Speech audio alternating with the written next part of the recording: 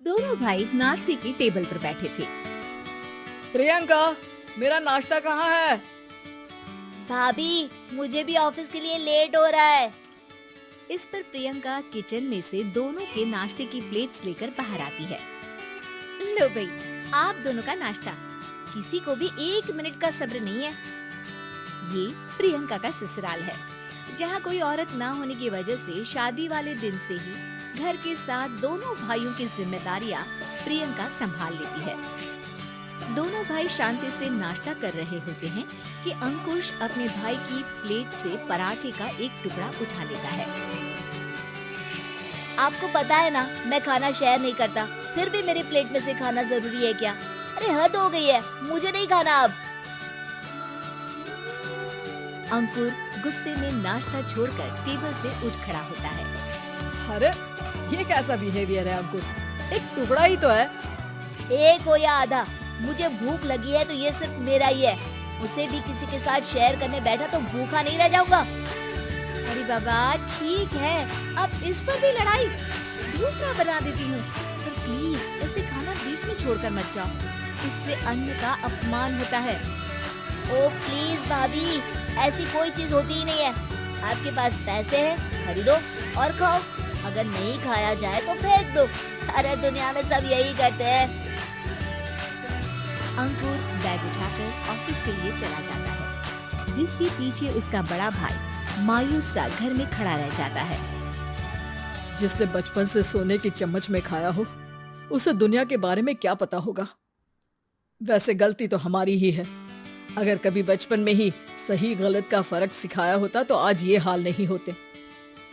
आप फिक्र क्यों करते हैं जी? भगवान है, वो जो भी करता है सबकी भलाई के लिए ही करता है, और जब वो चाहेंगे तो अपनी तरह से अंकुर भैया को भी सब कुछ सिखा देंगे। पत्नी की बात पर विश्वास कर अंकुश भी ऑफिस चला जाता है। सुबह से दोपहर होती है और अंकुर लंच करने ऑफिस के पास वाले रेस्टोरेंट में पहुंचता है, जहां वो एक साथ बहुत सारा खाना ऑर्डर कर देता है। सर, क्या कोई आपको ज्वाइन करने वाला है? नहीं तो क्यों? अब कुछ नहीं सर, ऐसे ही। वेटर चला जाता है और कुछ देर में अंकुर का ऑर्डर लेकर वापस आता है, जिस पर अंकुर सब डिशेस में से थोड़ा थोड़ा खाकर बाकी ऐसे ही छोड़कर बिल देकर चला जाता है। वाह भगवान, तेरी माया। कहीं कोई एक एक टुकड़े के लिए तरसता रहता है और ये 5 लोगों का खाना ऑर्डर करके एक का भी पूरा नहीं खाते। ऐसे वालों की माया। वेटर टेबल साफ कर बचा हुआ सारा खाना लेकर रेस्टोरेंट के पीछे घूम रहे बच्चों के पास पहुंच जाता है, जिसे देख बच्चों के चेहरे खिल उठते हैं। वाह, आज इतना सारा खाना आया। थैंक यू भैया, भगवान आपको खाने की फैक्ट्री बना दे। अगर ये फैक्ट्री मेरी होती तो तुम लोगों को कभी किसी का झूठा बचा हुआ खाना नहीं खाना पड़ता।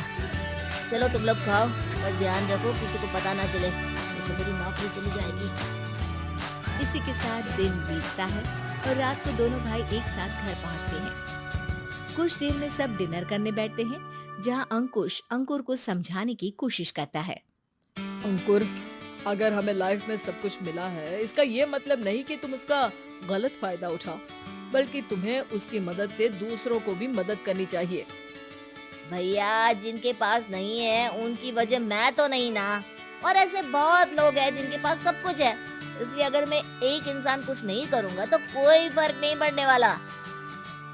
तुम्हारे भैया बस एक चीज समझाना चाहते हैं कि जिस चीज की हमारे पास कमी नहीं है, उसे बर्बाद करने से अच्छा है कि लोगों के साथ शेयर करें।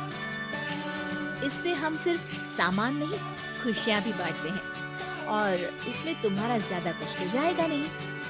भैया भाभी की बात सुन अंकुर कुछ बोले बिना उठकर चला जाता है। इसी तरह दिन बीतते रहते हैं, जिसमें अंकुश और प्रियंका कोशिश तो बहुत करते हैं, पर अंकुर पर किसी भी चीज का कोई असर नहीं पड़ता। एक दोपहर अंकुर सैंडविच खाते हुए सड़क के किनारे चल रहा होता है, तभी उसकी नजर आइसक्रीम वाले पर पड़ती है और वो सैंडविच सड़क किनारे फेंक आइसक्रीम खरीदने पहुंच जाता है। अब इसे कहते हैं जिंदगी का सुख। जैसे ही अंकुर आइसक्रीम लेकर पीछे मुड़ता है तो एक आदमी को सड़क से वही सैंडविच उठाते हुए देखता है। वो आदमी बहुत कमजोर, गरीब, जैसे बहुत दिनों से खाना ना खाया हो वैसा लग रहा था। अंकुर उसके पास जाकर खड़ा हो जाता है। उसे देखकर आदमी सैंडविच अंकुर की तरफ कर देता है। आपको भी खाना है क्या? क्या हम इसे आधा आधा कर ले? मुझे बहुत भूख लगी है। वो मेरा ही झूठा सैंडविच है, तुम दूसरा खरीद कर क्यों नहीं खा लेते? इसे क्यों खा रहे हो? अरे भैया, अगर खरीदने के पैसे होते तो 4 दिन से भूखा नहीं घूम रहा होता। हैं? क्या तुमने 4 दिन से कुछ नहीं खाया, फिर भी इस आधे सैंडविच को मेरे साथ बांटने के लिए तैयार हो गए? क्यों? अरे भैया, पैसा नहीं है तो क्या हुआ, इंसानियत आज भी उतनी महंगी नहीं हुई और ना ही उस पर अमीर गरीब का टैग लगा है जो हम उसे रख ना सके। पर अफसोस, आजकल लोगों के अंदर पोषण, खून या विटामिन से ज्यादा इंसानियत की कमी होने लगी है।